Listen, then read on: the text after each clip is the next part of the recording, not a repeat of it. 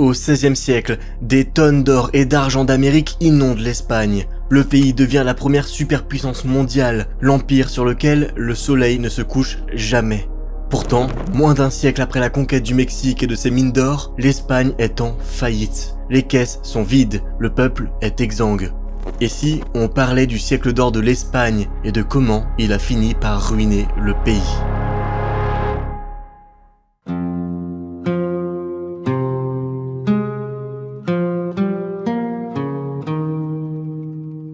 On est en 1469. Un palefrenier traverse la frontière en secret. Il emprunte des chemins détournés et dort chez des amis de sa famille pour rejoindre une princesse. Ce jeune homme de 17 ans seulement s'appelle Ferdinand d'Aragon, et la femme qu'il s'apprête à épouser dans la clandestinité, c'est Isabelle de Castille. Ça n'a rien d'un mariage d'amour, les deux se rencontrent 4 jours avant leur mariage secret. C'est un coup politique, organisé par Isabelle elle-même et le père de Ferdinand. À cet instant, la péninsule ibérique n'est encore qu'un puzzle de 5 royaumes qui se font régulièrement la guerre. La Castille, dont Isabelle a une chance sur 2 d'hériter, l'Aragon, dont Ferdinand doit hériter, le Portugal, la Navarre et l'émirat musulman de Grenade. Et le mariage, même s'il s'est fait contre l'avis du roi de Castille et de la noblesse du royaume, porte ses fruits. En 1474, Isabelle s'empare de la couronne lors d'un véritable coup d'état à Ségovie.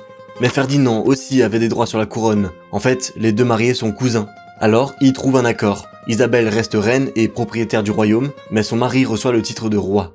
Comme Joseph Pérez l'écrit dans son Histoire de l'Espagne, l'accord, qui ne sera jamais remis en cause, confirme l'intelligence politique des rois.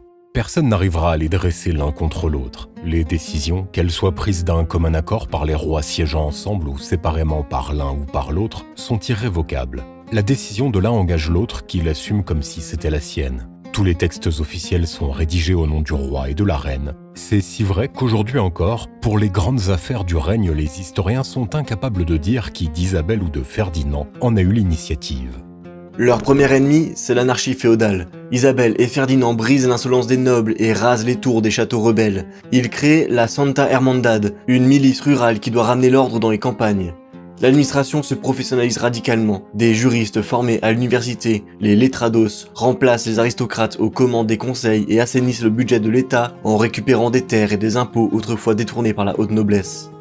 Mais pour ces souverains, qu'on appellera bientôt les rois catholiques, l'unité ne peut être que spirituelle. En 1478, ils obtiennent du pape le droit de nommer leurs propres inquisiteurs. Cette inquisition devient la première institution véritablement nationale, capable de traquer les mauvais convertis sur tout le territoire. L'année 1492 marque l'apothéose de ce projet. Le 2 janvier, après 10 ans de guerre, le dernier émir remet les clés de l'Alhambra. La Reconquista est terminée. 2 mois plus tard, un décret d'expulsion tombe. Les Juifs ont 4 mois pour se convertir ou quitter le pays. Entre 50 000 et 100 000 personnes prennent le chemin de l'exil, et les musulmans subissent le même sort en 1502 et 1526. Au même moment, l'expansion territoriale transforme les 2 royaumes. La Castille achève la conquête des îles Canaries en 1496, sécurisant ainsi la route vers les Nouveaux Mondes. Elle s'étend aussi vers le sud, capturant des places stratégiques en Afrique du Nord, qu'elle considère comme sa zone d'expansion naturelle, comme Melilla, Oran ou Tripoli. En 1512, Ferdinand achève l'unification des royaumes espagnols en annexant la Navarre. En même temps, la couronne d'Aragon consolide son empire méditerranéen. Elle sécurise la Sicile et la Sardaigne, puis chasse les Français du royaume de Naples avec les premières guerres d'Italie. En 1493, Ferdinand récupère aussi le Roussillon et la Cerdagne, repoussant les Français au-delà des Pyrénées. Mais alors que les Juifs bannis s'embarquent pour l'Empire ottoman, un marin génois attend à Santa Fe, Christophe Colomb. Soutenu par Isabelle, il s'apprête à rencontrer un nouveau monde. Les bases de l'âge d'or espagnol sont jetées par ces rois catholiques. Bientôt, Madrid deviendra le centre d'un empire mondial sur lequel le soleil ne se couche jamais. Mais il leur faut d'abord préparer leur succession. Mais juste avant d'entrer dans le vif du sujet, il faut que je vous parle très rapidement d'Inconi qui finance cet épisode. Vous le savez sûrement déjà, mais presque tous les sites et les applications sur lesquels vous traînez collectent des informations sur vous. Et il y en a plein parmi eux qui revendent ensuite ces données à des courtiers de données qui en font ce qu'ils veulent après. D'ailleurs, il y a une excellente étude du Monde sur le sujet si vous y connaissez rien. Heureusement, on a la chance d'habiter en Europe, et ici la loi oblige les courtiers à supprimer nos données si on en fait la demande. Mais là où c'est vicieux, c'est qu'il y a des centaines de courtiers, on sait pas forcément comment demander, à qui, un par un ça prendrait des heures et personne n'a le temps pour ça. Et donc, la meilleure solution c'est encore Inconi qui va vous chercher automatiquement dans les fichiers de ces courtiers et demander régulièrement la suppression de vos données. Et tout ça, c'est satisfait ou remboursé pendant 30 jours et ça coûte franchement quasiment rien. Perso, ça fait 2 ans que je leur fais confiance et ils ont déjà fait supprimer mes données dans plus de 300 bases. Et j'ai pas une utilisation particulièrement dangereuse d'internet, mais les données sensibles ça circule vite. Donc si vous en avez marre des spams et que vous voulez contrôler un peu mieux vos données sensibles en ligne, vous avez 60% de réduction pour Inconi avec mon lien en description. Comme d'hab, merci à eux de soutenir régulièrement la chaîne et on peut en revenir à l'Espagne des Habsbourg. Tout commence par une hécatombe. Entre 1497 et 1500, la mort fauche un à un les héritiers des rois catholiques. Le prince Jean, l'infante Isabelle, puis le petit prince Michel. Ne survit qu'une fille, l'infante Jeanne, que l'histoire surnommera la folle. Isabelle de Castille rédige alors, quelque temps avant sa mort, un testament prudent. Elle y inscrit que si Jeanne ne peut ou ne veut pas régner, Ferdinand d'Aragon assurera la régence en son nom. Mais pour la haute noblesse castillane, c'est l'occasion rêvée. Ces grands seigneurs détestent l'autorité de Ferdinand. Ils se tournent alors vers le mari de Jeanne, le séduisant et ambitieux Philippe le Beau, duc de Bourgogne, fils de l'empereur Maximilien Ier de Habsbourg.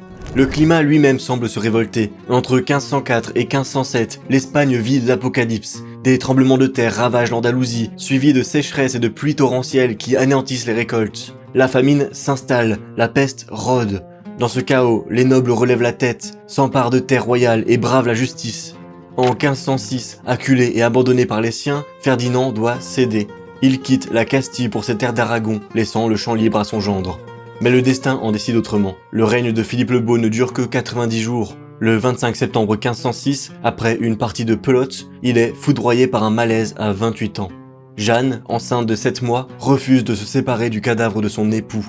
Elle ne voyage que de nuit, à la lueur des torches, affirmant qu'une veuve ne doit plus voir le soleil après avoir perdu celui de sa vie. À plusieurs reprises, elle fait ouvrir le cercueil pour contempler les restes en décomposition de Philippe. Cette procession macabre erre de village en village, alors que le pays brûle de fièvre et de faim.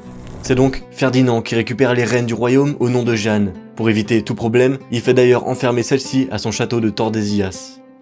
Mais alors, qui devrait hériter des couronnes espagnoles ? La réponse, elle est évidente. Le fils aîné de Jeanne et de Philippe, Charles, qui a déjà hérité du duché de Bourgogne après la mort de son père.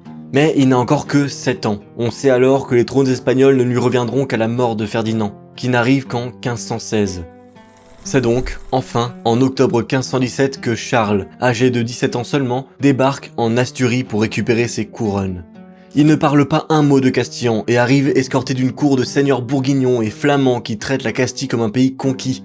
À leur tête, l'arrogant Guillaume de Chièvre scandalise le pays en faisant nommer son neveu de 20 ans à l'archevêché de Tolède, le siège le plus puissant d'Espagne. Mais le véritable choc arrive en 1519. À la mort de son grand-père Maximilien, Charles veut la couronne impériale. Son prix, 2 tonnes d'or. Pour acheter le vote des électeurs allemands, Charles s'endette massivement auprès du banquier Jacob Fugger. Et pour rembourser, il n'a qu'une solution, presser l'éponge espagnole. En 1520, il convoque les Cortés pour leur arracher de nouveaux impôts. Le gouvernement use de menaces et de corruption pour briser la résistance des députés. C'est l'étincelle qui met le feu aux poudres. La Castille explose. À Tolède, Salamanque ou Valladolid, les classes moyennes, artisans, juristes et moines s'organisent en comunidades. Les moines de Salamanque produisent une thèse. Pour eux, le roi n'est qu'un mercenaire au service de la nation. Puisque Charles sacrifie le bien commun à ses ambitions impériales, le peuple a le droit de le défaire. D'autant que beaucoup voient le roi comme un usurpateur. Le souverain légitime, c'est sa mère, Jeanne, sans oublier les revendications économiques. Les artisans drapiers sont furieux parce que la laine de qualité, leur matière première, est massivement exportée vers les Flandres au profit des grands propriétaires et des marchands. Mais les troupes royales rétablissent bientôt l'ordre et les chefs de la révolte sont exécutés, alors que la noblesse, un instant hésitante, finit par choisir le camp du roi pour protéger ses privilèges. Charles Quint a gagné, il a maté la Castille et acheté l'Empire. Mais tout ça a un prix. L'Espagne s'épuisera désormais à financer les rêves impériaux de souverains qui l'entraîneront dans un siècle de guerre ininterrompue.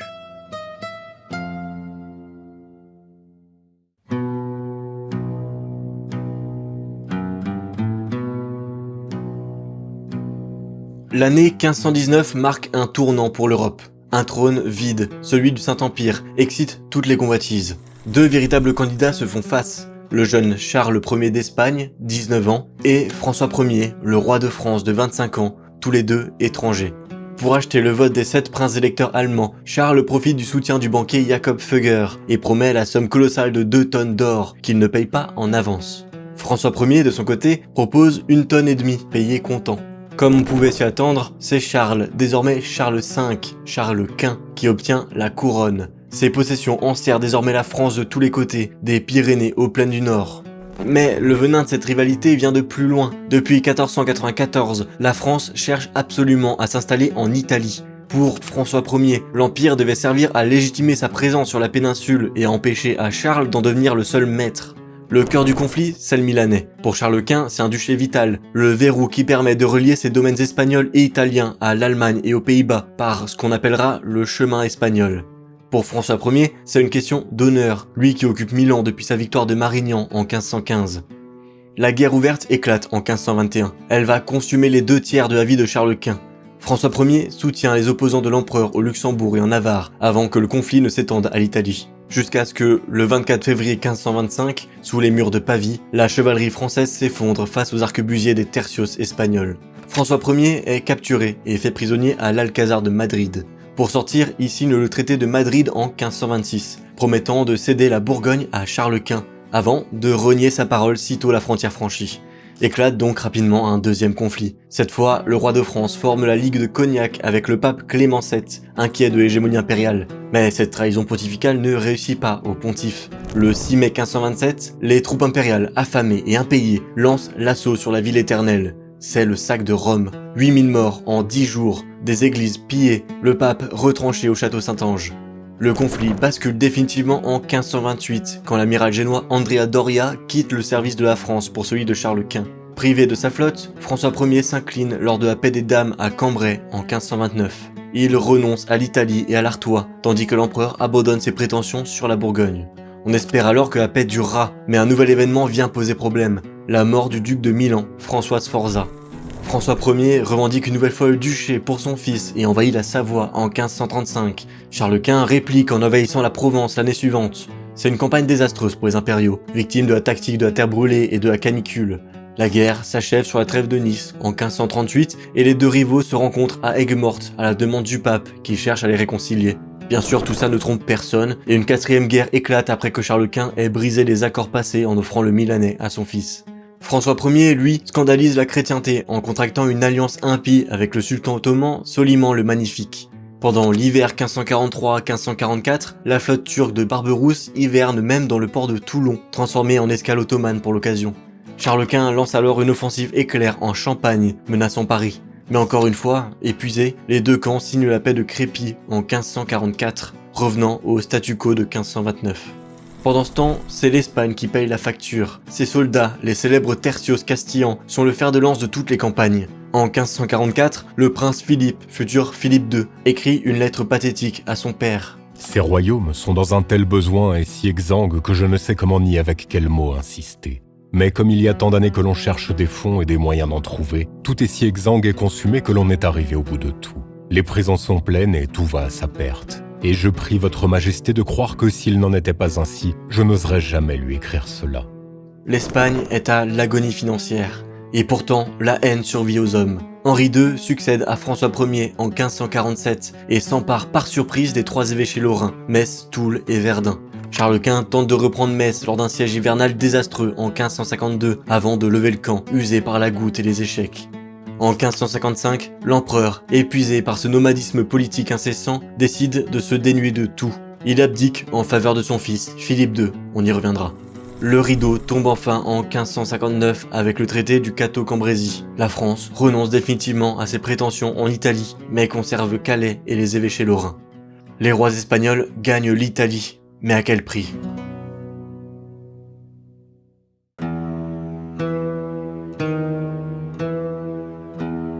Deux empereurs pour un seul monde. D'un côté, Charles Quint, le nouveau Charlemagne. De l'autre, Soliman le Magnifique, qui se définit lui-même comme l'ombre de Dieu sur terre. En 1520, le premier a 20 ans, le second 26, et il transforme la Méditerranée en un champ de bataille. Pour Charles Quint, porter la couronne impériale lui incombe une mission sacrée, être le bras armé de l'Église. Mais l'ennemi est redoutable. L'empire de Soliman a tout ce qu'il manque à celui des Habsbourg. Continuité territoriale, administration centralisée très efficace, ressources presque inépuisables et pouvoir absolu. Et de fait, la poussée ottomane est un rouleau compresseur. En 1521, Belgrade tombe, ouvrant la route du Danube. En 1526, à Mohacs, la cavalerie hongroise est pulvérisée en 2 heures seulement. Le beau-frère de Charles, le roi Louis II, meurt au combat. La menace est désormais aux portes de Vienne. En 1529, 120 000 Turcs assiègent la cité. C'est l'hiver précoce, la neige et la boue qui sauvent la ville, forçant le sultan à rebrousser chemin. Mais le véritable danger pour l'Espagne est sur mer. Il porte un nom qui fait frémir les côtes de Valence et d'Andalousie, Barberousse. Ce pirate, devenu amiral de Soliman, transforme la Méditerranée en un champ de ruines. Face à lui, Charles Quint peut compter sur le plus grand amiral catholique du siècle, le génois Andrea Doria et sa flotte de galères, la meilleure de toute la Méditerranée. L'apothéose survient en 1535. Charles Quint décide de frapper un grand coup contre Tunis. Pour financer l'armada, il utilise un trésor venu du bout du monde. Mais ça, on en reparlera plus tard. Les moyens levés sont colossaux. Se réunissent à Barcelone et en Sardaigne 30 000 hommes venus de toute l'Europe, pour beaucoup des vétérans des guerres d'Italie. Et pour cause, c'est un triomphe. 20 000 captifs chrétiens sont libérés de leurs fers, alors que l'empereur entre dans Tunis comme un nouveau Scipion, salué par l'Europe entière. Mais la fortune est une roue qui tourne. En 1541, Charles commet l'erreur de s'obstiner à attaquer Alger en plein automne, contre l'avis de ses amiraux. La nature se venge. Un ouragan jette 150 navires sur les récifs. Les soldats, affamés, voient leurs munitions détrempées par la pluie. 12 000 hommes périssent. L'empereur, vaincu par les éléments, doit fuir vers Carthagène. Le bilan de ce duel est amer. Si Charles Quint est parvenu à sauvegarder Vienne, il a échoué à contrôler la Méditerranée. À la fin de son règne, la puissance ottomane est intacte. Tripoli est perdue en 1551, Bougie en 1555. L'Espagne est épuisée, son trésor est vide, et ses sujets castillans se plaignent d'être les mercenaires d'un empire qui les ruine.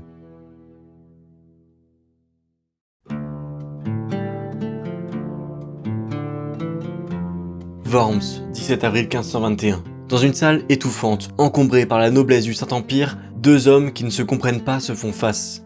D'un côté, Martin Luther, un moine augustin à la voix assurée, déjà excommunié par Rome. De l'autre, Charles Quint, 20 ans, un empereur à peine couronné qui ne parle pas encore allemand et peine à saisir les subtilités du latin. À la question de l'official qui le somme de se rétracter, Luther répond par une formule qui va briser le monde allemand. Je suis lié par les textes scriptuaires que j'ai cités, et ma conscience est captive des paroles de Dieu. Je ne puis ni ne veux me rétracter en rien, car il n'est ni sûr ni honnête de parler contre sa conscience. Que Dieu me vienne en aide. Amen. Charles lève son gant, rompt la séance et passe une nuit blanche à rédiger sa propre profession de foi. Ce qui commence comme une querelle théologique devient instantanément une éruption politique. Pour l'empereur, la mission impériale est sacrée. Il est le nouveau Charlemagne, le bras armé de l'Église chargé de maintenir l'unité de la chrétienté. Mais en Allemagne, l'hérésie se répand comme la peste. Elle rencontre là un terreau fertile, celui des principautés allemandes, jalouses de leur liberté, excédées par les abus de Rome et l'autorité de ce souverain étranger. Pendant que Charles Quint est retenu par ses guerres contre la France et les Ottomans, les princes allemands voient dans le luthéranisme une occasion inespérée d'affirmer leur autonomie. Ils s'emparent des biens de l'Église, rejettent l'autorité impériale et finissent par se regrouper en 1531 dans une coalition militaire, la Ligue de Smalkalde. Charles, lui, s'obstine à vouloir concilier l'inconciliable. Il multiplie les diètes et les colloques, espérant qu'un concile universel cautérisera la plaie. Mais les papes, comme Clément VII, craignant pour leur pouvoir temporel, sabotent systématiquement ses efforts. L'affrontement armé devient inévitable. En 1547, l'empereur décide de frapper un grand coup. Le 24 avril, sur les rives de l'Elbe, se joue le destin de l'Empire. Imaginez la scène, un brouillard épais cache les troupes impériales. Des soldats espagnols, le couteau entre les dents, traversent le fleuve à la nage sous le feu ennemi pour capturer les barques des rebelles. C'est la bataille de Mühlberg. La victoire de Charles est totale et les chefs protestants sont capturés. Le Titien immortalisera ce moment par un portrait équestre où l'empereur apparaît en défenseur de la foi, armure étincelante et lance au poing. Mais cette gloire est un mirage. La victoire arrive 10 ans trop tard. Le protestantisme est déjà enraciné dans les cœurs et les structures sociales. Pire, les princes catholiques eux-mêmes s'inquiètent de cet empereur devenu trop puissant. En 1552, la trahison du jeune Maurice de Saxe, en qui Charles Quint avait placé toute sa confiance, fait tout basculer. L'empereur, malade et sans le sou, doit fuir de nuit à travers le col du Brenner pour échapper à la capture. Finalement, en 1555, Charles, épuisé, délègue à son frère Ferdinand la signature de la paix d'Augsbourg. C'est l'acte de décès de son rêve impérial.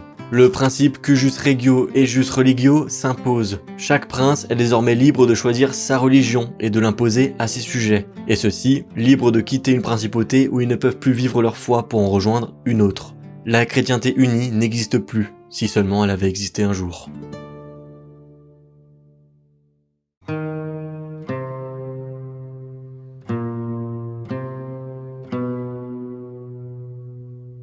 10 000 hommes face à 50 millions. En à peine 4 décennies, une poignée d'Espagnols s'empare de 2 millions de kilomètres carrés, conquérant des empires gigantesques dans un fracas d'acier et de microbes. La voilà, la turbine qui alimente la machine de guerre de Charles Quint. L'aventure commence par un vertige. Entre 1519 et 1522, alors que Charles Quint court après sa couronne impériale, Hernán Cortés réalise l'impensable. Il conquiert le Mexique aztèque avec seulement 500 compagnons, et l'aide de plusieurs milliers d'indigènes avec lesquels il s'est allié, bien sûr. En 1533, c'est au tour de Francisco Pizarro, un vétéran des guerres d'Italie, de s'attaquer à l'empire Inca. À Cajamarca, Pizarro capture l'Inca Atahualpa et exige une rançon pharaonique. Certains ont parlé de 88 mètres cubes de métal précieux. La cruauté des conquistadors est à la mesure de leur soif de richesse. Face à un moine qui lui reproche de négliger l'évangélisation, Pizarro lâche cette phrase. « Ce n'est pas mon problème. Moi, ce qui m'intéresse, ce ne sont pas leurs âmes, c'est leur or. » Qui sont ces hommes ? Ce ne sont ni des nobles, ni des paysans. Ce sont des hidalgos, des fils de quelqu'un sans fortune, des cadets de famille qui jouent leur vie au dé pour s'élever au-dessus de leurs conditions. Ils partent à la recherche de l'Eldorado, ce pays mythique où le roi se roulerait dans la poussière d'or. Ils fondent des villes à une vitesse stupéfiante. Buenos Aires et Santiago du Chili sortent de terre avant 1541. Pour Charles Quint, l'Amérique est une mine de métal précieux bénie par la Providence. Chaque convoi qui arrive à Séville apporte le Cuanto Real, le 5e royal, soit 20% de tout l'or et l'argent extrait du Nouveau Monde. En 1534, les trésors des Incas arrivent à point nommé pour financer l'armada de Tunis. Mais cet or est un mirage. L'argent d'Amérique ne fait que traverser l'Espagne. À peine débarqués à Séville, les lingots filent vers l'Allemagne ou Gênes pour rembourser les dettes colossales contractées auprès des banquiers comme les Fugger. Si Charles Quint emprunte 28 millions de ducats durant son règne, il doit en rembourser 38 millions à cause des intérêts. Et derrière l'éclat des lingots, le coût humain est apocalyptique. Le continent américain était un isolat biologique. L'arrivée des Espagnols déclenche un choc microbien dévastateur. Variole, rougeole, grippe et typhus fauchent les populations comme des mouches. En 3 siècles, la population indigène sera réduite de 80%. Cette tragédie hante la conscience espagnole. Le dominicain Bartolomé de las Casas, missionnaire en Amérique très bien vu par l'empereur, dénonce la destruction des Indes, à tel point qu'en 1550, Charles Quint prend une décision unique dans l'histoire coloniale. Il suspend toutes les conquêtes pour organiser la controverse de Valladolid. On y débat d'une question capitale. De quel droit un peuple peut-il en soumettre un autre, même provisoirement ? Les Indiens d'Amérique sont-ils inférieurs aux Européens ? Sur cette controverse, je peux citer l'historien Joseph Pérez. Invité à défendre son point de vue, Sepúlveda justifie la colonisation en insistant sur les péchés contre nature, les sacrifices humains et la pratique du cannibalisme pour conclure à l'infériorité des Indiens et à la nécessité de les placer sous tutelle. Las Casas réfute les thèmes de son adversaire à partir de sa propre expérience. Les Indiens ne sont pas plus barbares que les Européens, et il glisse au passage une remarque qui va loin. Il est dangereux de classer les peuples en supérieurs et en inférieurs. On finit toujours par être le barbare de quelqu'un. La controverse de Valladolid se sépare sans prendre position. Les théologiens qui la composaient étaient en majorité sensibles aux idées de Las Casas, mais pouvaient-ils condamner la colonisation, c'est-à-dire recommander au roi d'évacuer les Indes ? En 1555, lorsqu'un Charles Quint atteint de goutte abdique, l'Espagne est devenue le centre d'un empire gigantesque. Mais la victoire a un goût amer. Le moteur de l'hégémonie espagnole tourne déjà à vide, épuisé par une dette que même toutes les montagnes d'argent du Pérou ne suffisent plus à combler.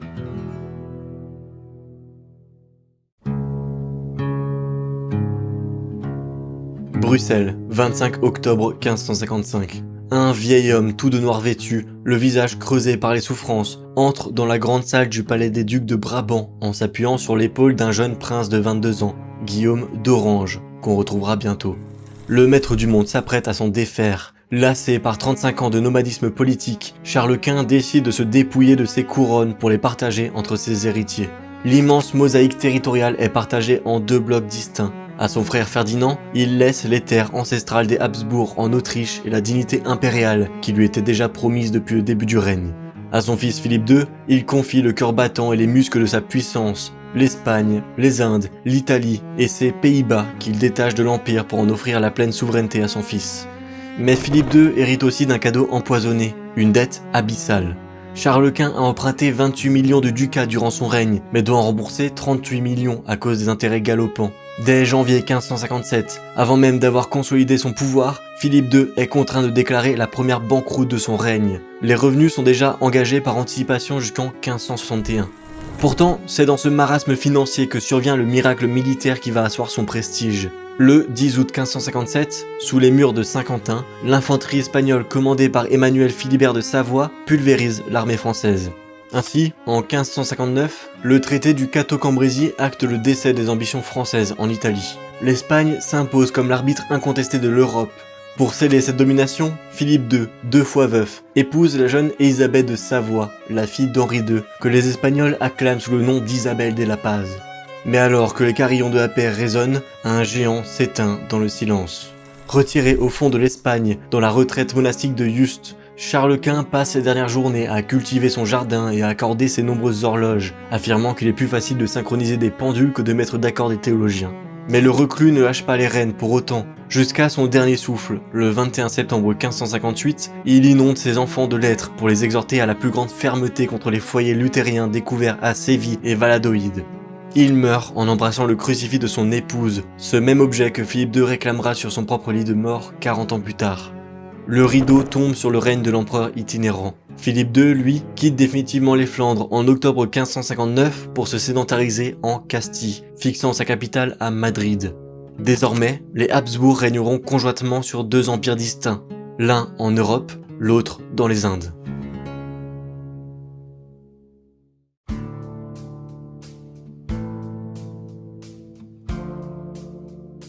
Philippe II hérite du joyau de la couronne de son père, ses régions d'origine, les 17 provinces des Pays-Bas. Mais c'est un cadeau empoisonné. Le divorce est immédiat. Philippe II n'est pas un enfant du pays comme son père. Il ne parle ni le français ni le néerlandais. En 1559, il quitte les Flandres pour ne plus jamais y revenir, préférant diriger cet empire mondial depuis son palais de l'Escorial, non loin de Madrid. Pour les Flamands, il devient le roi étranger, celui qui veut imposer le centralisme castillan à des provinces jalouses de leur liberté médiévale. Mais ce qui crée vraiment un gouffre entre ces deux mondes, c'est la religion. Le protestantisme, sous sa forme calviniste, se répand comme une traînée de poudre au nord des Pays-Bas. Mais Philippe II, comme son père, refuse tout compromis. Dans un message adressé au pape en 1556, il affirmait déjà « Plutôt que de souffrir le moindre dommage fait à la religion et au service de Dieu, je préfère perdre tous mes domaines et 100 vies si je les avais, car je ne veux ni ne désire régner sur des hérétiques. » En 1561, il impose une réforme de l'Église. 14 nouveaux évêchés voient le jour, véritable instrument de l'Inquisition pour traquer les dissidents. Si bien qu'à l'été 1566, les provinces explosent. Des foules enragées envahissent les églises, brisent les statues, lacèrent les peintures. À Madrid, Philippe II est horrifié. Il envoie son homme de fer pour rétablir l'ordre, le duc d'Albe. Pour rejoindre le nord, Albe inaugure le chemin espagnol, une route logistique de 1000 km à travers l'Italie, les Alpes et la Bourgogne pour acheminer 10 000 vétérans des tertios. L'ordre revient par la terreur. Albe crée le Conseil des Troubles, que les Flamands rebaptisent vite le Conseil du Sang. Le 5 juin 1568, sur la grande place de Bruxelles, les comtes d'Egmont et de Horn, héros des guerres d'Italie, sont décapités. Mais qui pouvait bien croire que les Néerlandais accepteraient de voir leur noblesse décapitée par un tyran étranger ? Guillaume d'Orange, le taciturne, prend la fuite et devient le chef de la résistance. La guerre change de visage en 1572. Les gueux de mer, pirates partisans de l'indépendance, s'emparent du port de Brie. Le nord s'embrase. Les Hollandais utilisent leur allié le plus fidèle, l'eau. Ils percent les digues, inondent leurs propres terres pour stopper l'avance des armées espagnoles. Les sièges de Haarlem et de Leyde sont des carnages. Mais le véritable ennemi de Philippe II, c'est l'argent. Maintenir une armée de 70 000 hommes coûte une fortune. L'or et l'argent d'Amérique ne font que traverser l'Espagne pour payer les mercenaires. En 1575, l'Espagne est une nouvelle fois en banqueroute. Les troupes impayées se mutinent et le 4 novembre 1576, elles saccagent Anvers et font 8000 morts en 3 jours. le pays se fracture définitivement en 1579. Au sud, l'Union d'Arras reste catholique et fidèle au roi. Au nord, l'Union d'Utrecht regroupe les provinces protestantes. 2 ans plus tard, l'acte d'abjuration proclame la déchéance de Philippe II.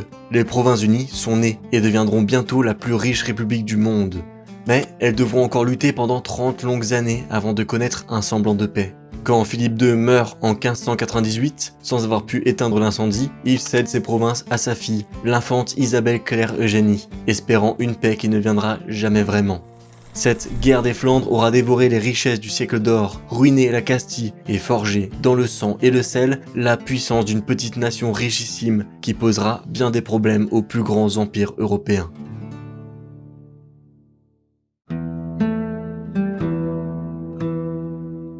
Sous Philippe II, l'Espagne est devenue un monstre tentaculaire où le soleil se lève bengali et se couche mexicain. Pour ce roi, bien plus que pour son père, la mer est devenue un champ de bataille permanent, vital et ruineux où se joue la survie de son empire et de son approvisionnement en métal précieux. En Méditerranée d'abord, où les affrontements avec les Ottomans se poursuivent.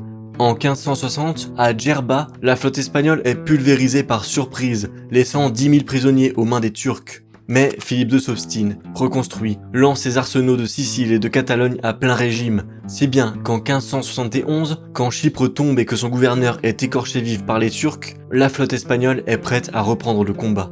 Le pape Pie V crie alors à la croisade et forme la Sainte Ligue. Le 7 octobre de la même année, au large de Lépante, l'amiral Don Juan d'Autriche, 24 ans, commande une muraille de 200 galères coalisées face à la flotte turque. L'affrontement prend des airs de bataille terrestre. On retire les éperons des navires pour faciliter l'abordage. On se bat au corps à corps, bord contre bord. Au soir, la tête de l'amiral Ali Pacha est au bout d'une pique espagnole et 30 000 Turcs ont péri. La défaite met un terme, pour un temps au moins, aux incursions barbaresques à l'ouest de la Méditerranée. La mer semble redevenir chrétienne. Mais alors que Turcs reculent, une nouvelle menace surgit de l'Atlantique, l'Angleterre d'Élisabeth. La reine soutient les rebelles néerlandais et lâche ses chiens de mer, comme Francis Drake, qui pille les gaillons d'argent des Indes espagnoles. En 1587, alors que la guerre a éclaté entre les deux puissances navales et que Philippe II prévoit une invasion de l'Angleterre, Drake entre dans le port de Cadix et brûle une partie de la flotte en préparation. Une intervention en Grande-Bretagne semble alors plus nécessaire que jamais, déjà pour protéger les intérêts espagnols en Atlantique et aux Pays-Bas, mais aussi pour défendre la réputation du roi. Si bien que l'année 1588 voit naître la Grande Armada, que les Anglais appelleront par dérision l'Invincible. 130 navires, 30 000 hommes, une forêt de mâts bénis par le pape qui s'élance depuis Lisbonne.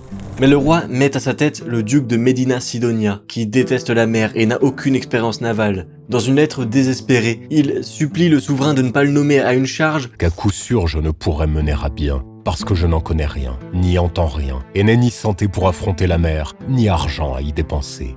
Ce à quoi les conseillers du roi lui répondent « Ne nous découragez donc point avec vos craintes quant au succès de l'armada, car pour une telle cause, Dieu le lui accordera pleinement. » Bien sûr, l'entreprise est un désastre. À Calais, les Anglais lancent des brûlots, des navires incendiaires qui sèment la panique dans la formation espagnole. L'armada est poussée vers les brumes du nord. Sans port pour se réfugier, les navires sont drossés contre les récifs d'Écosse et d'Irlande par des tempêtes polaires. 15 000 hommes meurent de faim, de soif ou sous les haches des Irlandais. Le choc est immense, et si l'Espagne garde la maîtrise des routes coloniales, son prestige est fracturé. La Méditerranée est sauvée, mais l'Atlantique lui échappe alors que les anciennes puissances maritimes italiennes, turques, portugaises et espagnoles commencent à s'effacer face aux nouvelles puissances commerciales que deviendront l'Angleterre, les Provinces-Unies et à moindre mesure peut-être la France.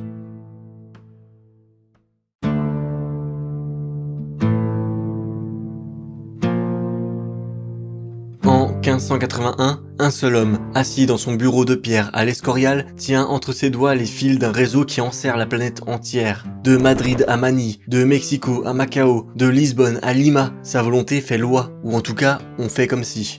Tout ça parce que, le 4 août 1578, dans la plaine marocaine d'Alcazar-Quivir, le jeune roi du Portugal, Sébastien Ier, exalté par les rêves de croisade, va se fracasser contre l'armée marocaine. 15 000 hommes périssent dans la mêlée, le roi disparaît sans laisser d'héritier, et son corps n'est jamais retrouvé.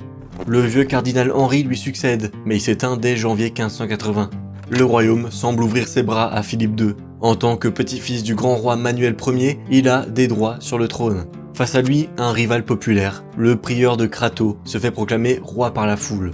Philippe II joue alors sa meilleure carte, le duc d'Albe, qui âgé de 73 ans, sort de sa retraite pour mener une guerre éclair.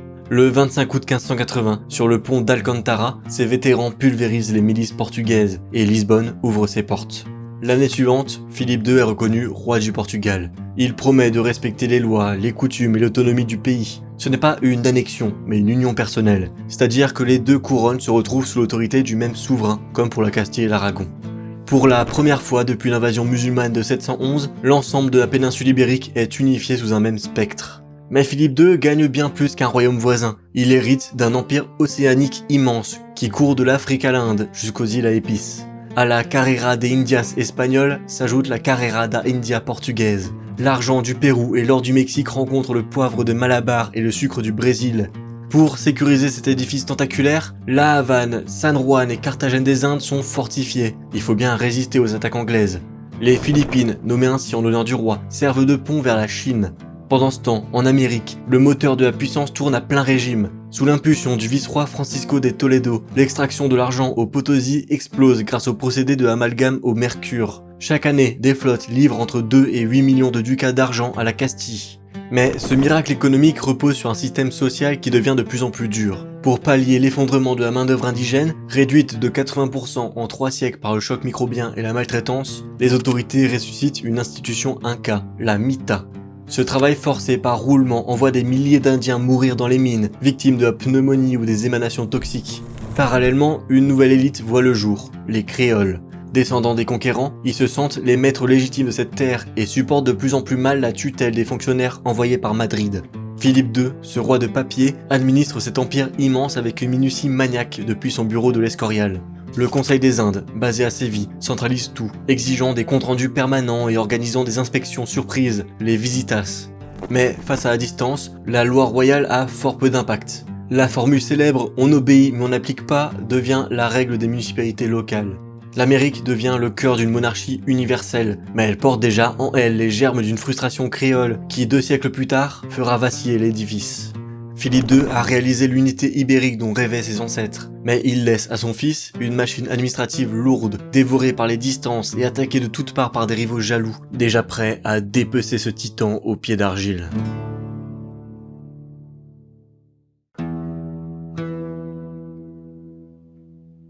13 septembre 1598. Philippe II s'éteint après 53 jours d'agonie. Son corps dévoré par l'hydropésie et la goutte, couvert de plaies suppurantes dont la puanteur est insoutenable. L'Espagne est à son image, un titan épuisé. Le bilan financier est apocalyptique. En novembre 1596, le roi a dû déclarer la 3e banqueroute de son règne. Les richesses du Nouveau Monde sont un mirage qui ne fait que traverser la péninsule pour engraisser les banquiers génois. En 1598, le budget de la guerre s'élève à 5,5 millions de ducats, dont plus de 3 millions pour la guerre de Flandre, tandis que l'administration intérieure n'en coûte que 800 000. La Castille, cœur battant de l'Empire, est la première victime des ambitions européennes des Habsbourg. Pour maintenir un empire continental, lutter sur tous les fronts, ils n'ont eu d'autre choix que d'exploiter l'Espagne. Ces campagnes se vident, ces cités perdent la moitié de leurs habitants sous le coup de la peste et de la faim. 15% de la population du pays disparaît en cette fin de siècle.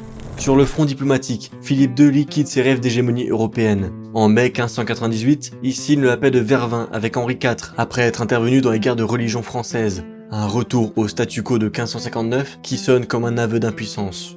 Aux Pays-Bas, incapable de briser la rébellion, il cède la souveraineté des provinces à sa fille, l'infante Isabelle Claire Eugénie, espérant qu'un prince régnant depuis Bruxelles calmera les esprits et permettra d'alléger le poids financier du conflit pour la Castille. Mais au nord, les provinces-unies calvinistes sont définitivement perdues pour la couronne. Pourtant, au cœur de ce délabrement politique, l'Espagne continue de briller grâce à ses artistes et ses lettrés. En 1573, le peintre El Greco s'installe à Tolède, où il donne naissance à l'école espagnole. Et c'est quelques années après la mort du roi, en 1605, que Cervantes publie le Don Quichotte, miroir d'une nation hantée par le desengaño, cette désillusion profonde devant la grandeur perdue. Pour conclure, le mieux serait encore de citer l'historienne Michel Escamilla. Au cours du siècle, l'Espagne et surtout la Castille, où étaient au départ concentrées les forces vives du pays, avaient épuisé dans de quichotesques combats toutes ses richesses, ses forces et, semble-t-il, cet élan qui la caractérisait à l'époque des rois catholiques. Elle avait passé ce siècle inquiet tourné, tendu vers l'extérieur et l'intérieur, encore fragile, s'était finalement dégradée. Malgré de retentissantes victoires, elle avait perdu davantage qu'elle n'avait gagné. Son roi avait in extremis obtenu au prix fort une paix que rien ne garantissait vraiment. Elle était littéralement ruinée, non seulement en argent, mais aussi en hommes. Ce sera le drame du siècle suivant et au-delà. L'Espagne, pleine de vitalité et de potentiel qu'avaient quitté Isabelle de Castille et Ferdinand d'Aragon, commençait à l'extrême fin du siècle à devenir l'ombre d'elle-même, en grande partie à cause de la politique extérieure que leurs deux grands successeurs avaient menée ou avaient été contraints de mener. Mais elle avait aussi acquis une réputation et une gloire à sa mesure qui nourriront, parallèlement au sentiment amer qu'entraînera son déclin, l'extraordinaire floraison littéraire et artistique du siècle suivant. Philippe II meurt en serrant contre son cœur le crucifix d'argent que son père, Charles Quint, tenait sur son propre lit de mort. Avec lui disparaît le dernier des grands Habsbourg. Il laisse à un fils qu'il jugeait lui-même incapable un empire démesuré et une dette écrasante. La chute de l'Empire espagnol s'annonce déjà, mais ça, on en reparlera dans le prochain épisode. Abonnez-vous pour pas le manquer. Merci encore à Inconi d'avoir financé cet épisode. Si vous voulez reprendre en main vos données sensibles, vous avez 60% de réduction avec le lien en description. Et bien sûr, merci au soutien de la chaîne sur Ulule et Tipeee que je viens d'ouvrir et qui ont accès à ma série sur l'histoire de France et à tous les épisodes en avance sans pub. Et si vous avez bien aimé cet épisode, vous en avez un sur la Reconquista qui est sorti le mois dernier et qui retrace tout ce qui se passe en Espagne avant la Renaissance. Et écoutez, on se retrouve bientôt pour un nouvel épisode d'histoire.